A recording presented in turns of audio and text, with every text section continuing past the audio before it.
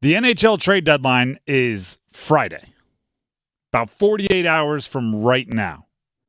Not a lot of sleeping happening in front offices across the NHL, especially for teams on either end of the spectrum, right? Teams that think they have a chance to go win it all, and teams that think we need to transfer any bit of assets or legit pieces we have into prospects and players and build for the future. The Canes are on one of those spectrums. They're on one of those ends. They think they can win it all. They should. They made it to the Eastern Conference Finals last year. They've been building towards it. So, of course, they're involved in trade conversations. Of course, they're involved in trade rumors. Tarasenko went to the Florida Panthers today. Canes were mentioned for them. Elias Pettersson signed a long-term deal with the Canucks. Canes were mentioned for him. You can go on and on and on and on and on to just about everybody that's moving or everybody that could possibly move. And it seems like in the articles discussing it, it's always like teams that could be interested. Carolina. They're always involved. But here's what they always do. They say all of the players that Carolina should want, right? And we do it as well. Gosh, how awesome would it be to have a right-handed center, second liner? How awesome would it be to have just an absolute goal-scoring sniper? How awesome would it be to have an established, trustworthy veteran goalie? How awesome would it be to turn We do all of this talking, but we rarely do the hard part, which is, well, what would you be willing to give up, right? Because if you're like me, right, and this is, I think most of us, we're like, I want this. And then they go, great. Will you give us that? Oh, no. Couldn't part with that. Will you give us that other thing? No. That's my favorite. I can't give up my favorite. Well, how about that? Absolutely not. I'm not giving that up. And then by the end, you're like, oh, I guess I don't really want that thing because I'm not willing to part with anything from my roster. So who would you trade? Notice I didn't say who would you trade for. Who would you trade?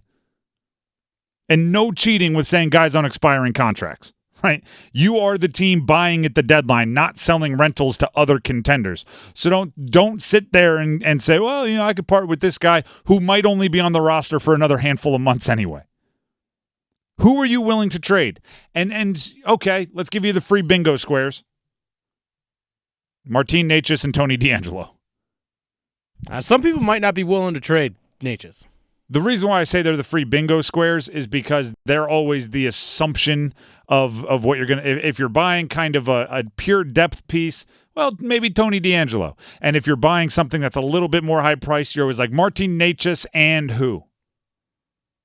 Necas, a first-rounder, and who? You'd move Kotkaniemi. I think that one is one that people would understand. But do you know what's frustrating about that? I think that's like a sell low move, right? If you wait a handful of months, if you wait a handful of games, who knows? He might connect on something that ends up being a real value booster for him. I'm gonna bring up a name that Dennis brought up the other day. Would you move Stefan Nason? Would you move Jesper Fast? These are guys where you've built up a relation with them. We talked about this when it comes to the Panthers. Dave Canales, in a interview with the Combine, he's the new coach of the Carolina Panthers, said, my advantage is I don't have any emotional connection to these guys. Right? My advantage, Dave Canales' advantage is he didn't know them. He doesn't have a relationship with them. He doesn't feel like he owes them anything. He didn't use those words. I did. But that's what he was getting at. The Canes don't really have anybody they're not emotionally connected to. You can't trade Necas without thinking about all the good times. You can't trade Jesper Fast without thinking about all the good times. You can't trade Fast without going like, Martin Nuckstall and Fast, come on. MSF, come on. That's the line right there. Sure, you'd be willing to move a goalie. Which one? Could you agree on that one? What about a younger guy? Would you trade Jack Drury? After we've done segments on this show about how you have to give your flowers to Jack Drury, about how he's an unsung hero of this team. Now I've asked all those questions. I'm going to flip it one more time. We're all about flipping it today. We're like an optical illusion, right? Okay. You know how they put up the picture and you're like, if you see a duck, you're left-brained. If you see a wolf, you're right-brained or whatever they are. This one is, if you're looking at it and thinking, God, we're going to flip it on you. Who's untouchable? A difference maker, right? Maybe somebody like Gensel. Maybe somebody better becomes available. Who's untouchable? Who in your brain are non-starters, right? Somebody calls up, hey, got a goal scorer. Exactly what you're looking for. Right-handed. Exactly what you're looking for. Center. Face-off guy. Exactly what you're looking for. Under contract for 2 more years. Exactly what you're looking for.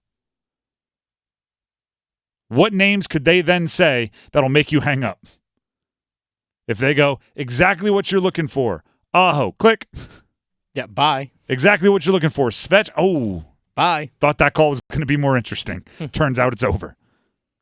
What about Jarvis? Bye. What about Slavin? Nope. What about Kochetkov? Is there anyone outside of those 5? I'm going to be honest. Those are the 5 I had. And I think for different reasons, Stahl, just because he's Stahl. For different reasons, maybe 1 or 2 other guys. But when it comes to roster building, I have 5 names. Aho, Svetch, Slavin, Jarvis, Kochetkov. And do you know what is really frustrating? I think for me, as somebody who believes in when you see an opening, you go for it. As like my outlook on building a team is if you think you can win a cup, you go for it. I think it's easier for me to name guys that are untouchable. For the Canes, I think it's reverse. I think there's maybe 15 guys, if you say their name, they're like, no thanks, click. You have to be calling interested in a very specific piece for them, and that is very frustrating to me. Because the roster is good. The roster is not unbelievable, right? This is not a dream team. They are very much a contender. They are not very much a favorite. And I believe in going all in for the favorite. I would list those 5 guys and say, hey, everybody else we could at least have a conversation about. There are a few that if I have the conversation, I'm going to end the conversation by saying, hey, if we don't get this deal done and you go out there leaking that I was willing to trade this guy, I will deny it to my death and call you a liar on television. Mm-hmm. But we can talk about it. Let's have this conversation. Here's one thing you have to take into consideration with any one of these moves. How much does it mess up the room? That is one of the most tight-knit locker rooms I've ever been around as the Carolina Hurricanes. And if you make a big move where you drastically take away multiple pieces that are in your locker room right now to bring someone in, how do you affect the chemistry in the room? Because that is a real thing. I agree. I do.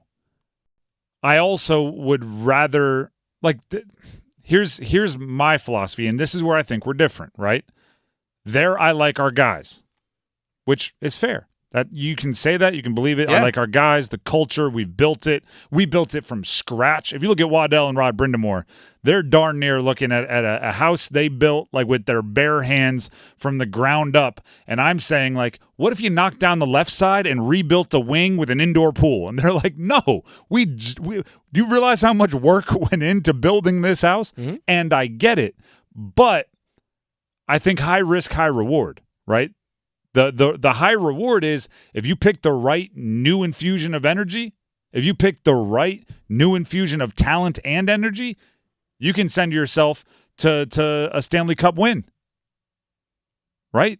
The risk is if you try to do that, you try to pick the right guys and you don't, you can end up with a big problem on your hands, and that would be factions in the locker room, guys that don't get along. I think it's a risk worth taking to dramatically increase your chances of winning.